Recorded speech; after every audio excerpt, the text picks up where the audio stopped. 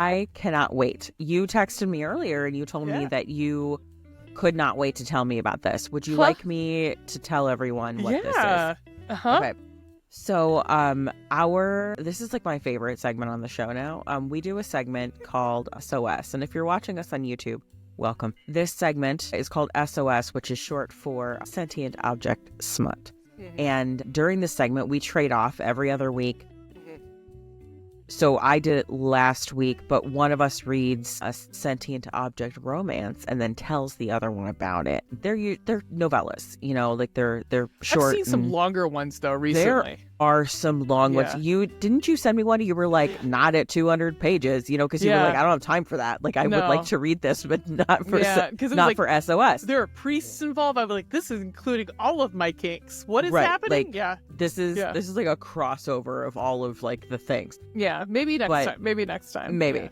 But we usually choose like a novella because it's, you know, it's a short segment. It's a fun segment. At any rate, so I am really looking forward to this. What do you have in store for me this evening? This is a real short one. This is 14 pages. What? Yeah. There's nobody guessing of this one because as soon as I say the title, you're going to guess what the sentient object is. All right. The book that I have chosen for this adventure is, give me 1 second, Laid by the Lint Monster. A Sentient Object Quickie. When your new house has a laundry list of problems to tend to, the last thing you need is a literal laundry monster laundry machine creature looming over you. Or is it? It's by Holly Wylde, which I believe you read a Holly Wylde before. Yes. Mm-hmm. So, again, 14 pages. And there's not even, like, you know, about this book because they're like, it's 14 pages, stupid. You know, like, come on, dum-dum. If you can't... It's not even worth writing a blurb. No, okay, like, just... I have a lot of things highlighted, so... For a 14-page book, I like it. That's impressive. Yeah. So, it's pretty much, the setup is that, yes. I don't even know if there's if the lady has a name. I don't really care. Let's just give her one, because I don't really... Sadie. Is it Sadie? No, I don't know. I just made it up. I have no idea. Oh, okay. Sadie, Mary Lady. So, Sadie sounds great.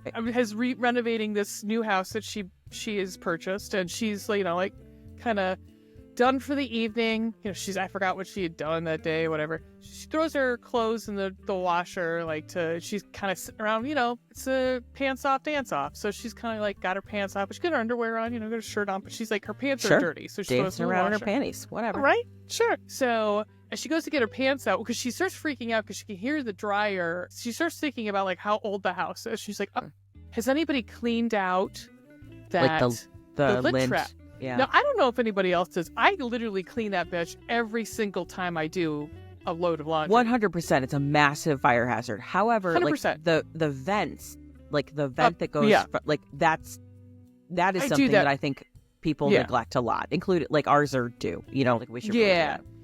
I mean, if you do it enough, if you do it every time you do the laundry, you won't really have to do that as much. Like you should be, like it should be pretty You should clear. be cleaning that every single time. Like if I open the dryer door, I clean that thing out.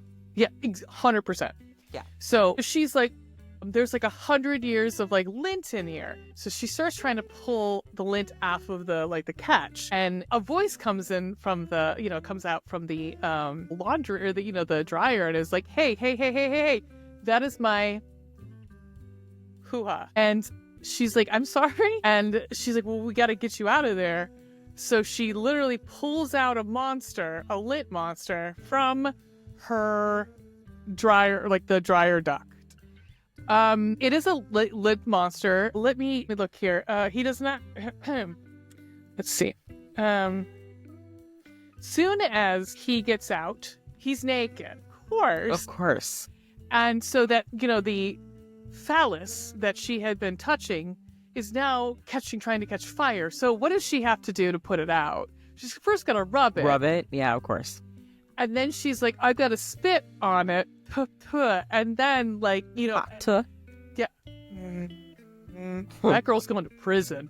Anyhow, did you hear about that? She's going to prison. Oh, yeah. She did a rug pull with Hawk to a coin. Do you hear about rug pulls?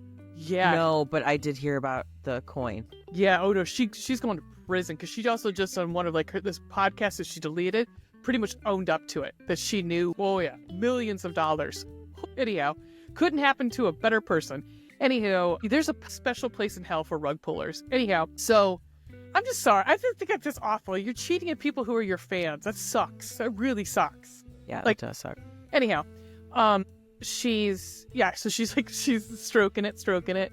And he's obviously like, well, thank you. And then she realizes that she's extremely turned on. And so she throws her MeUndies at his face, and he's like, sniffs them. And as one does, because you're a Lint Monster. Yeah. His eyes are like yarn from towels. Are his eyes made of lint? Yeah, they're made of yarn from towels. Yarn from towels, got it. Yeah. So he gets super, we're doing this tonight. And so picks her up, takes her into the living room. Then, like he's got like Peter Parker powers, shoots webs. Not the, shooting webs. Like, shoots webs out of his hands that are actually, like, become a sex swing in her living room. And because as he says, drying wet clothes is his specialty. And right now, it's time I give him mine. Sliding my soaked panties off, I wiggle my way out of my undies and throw them onto his face. He's worked so hard for so many years, and now it's time he reaps his reward.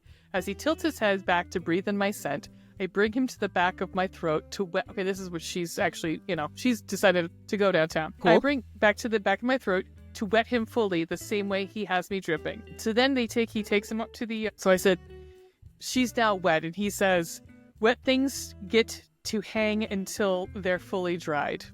With the assuredness and strength of a concentrated detergent, he sets me into the swing that he has created and proceeds to have sex. Completely naked. I sway gently in the air, my feet barely missing the floor. But as close as I might be to being able to stand, I'm glad I can't. Tumble with me. My voice echoes through the silence as he closes the small distance between us. Part clothesline, part swing. I'm held motionless by his creation, and he has me exactly where he wants me. And yeah, and there's a lot of like dryer and laundry puns. I would hope so. Yep. This isn't a delicate cycle. I'm ready to be permanently pressed against his body for all of eternity. As he works me like a dirty girl in need of a thorough rinse, I can feel the end of his carnal cycle approaching. All right, so what do you think he produces? Oh, God. When he reaches his pinnacle? Christ. Fabric softener? You'd think that, right? His lit hood is more than slicked for my juices. He's soaked through. His huevos are churning like a dryer, preparing his load for release. With a few quick pumps, his final load is done. Like an upturned basket of warm laundry, his erupts from within his shaft, painting my body with his heat. Each load landing on me feels like a fresh batch of towels. I'm sweat-soaked and sticky between the thighs, but his clothes, like ejaculate, soaks up all the fluids with its microfiber magic. So, like a microfiber Close. towel?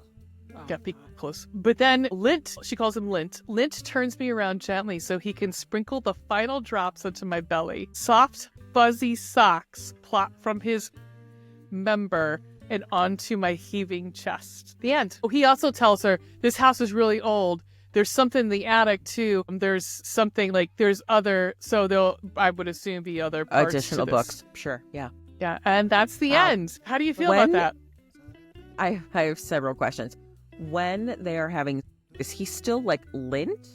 No, yes, he is lint, but he's a dude. Like, but he's like, human, he's like, human-shaped lint. Yeah, remember those cheapy, like teddy bears, like those they were like plastic molds, but they were covered in this like fuzzy sort of like, I don't know what you'd want to call it. Like you get them in the 80s, like at like fairs and stuff like that. I can imagine it being like that, like not like a fabric necessarily, but like a fuzzy fabric. Like, I think I know what you're talking about because I have like a pink bear that is sort of like that. I can imagine it being like that, but like shaped like a dude. Because she says that he's very girthy. I guess I have questions about like the lubrication involved with a lint object.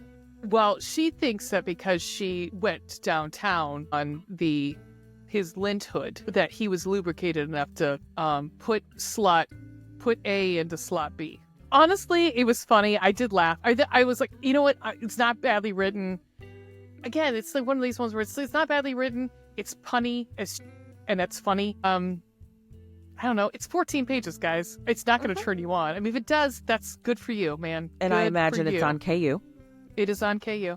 So, what do you got to lose? If you have KU already. Yep. Which is Kindle Unlimited for people who don't know. Yep. That's awesome. Laid by the Lint Monster. You know what? Holly Wylde, get your bag. Mm-hmm. Do it. Yep. I wish you all the best. Get it. Mm-hmm. Mm-hmm. Yep. Cool. What a journey. Yeah. So if you are just joining us for the video portion of our show, we are a bi-weekly podcast where we read romance novels and we talk about it. You can find us a whole bunch of different places. You can follow us on Spotify. You can like and subscribe on YouTube.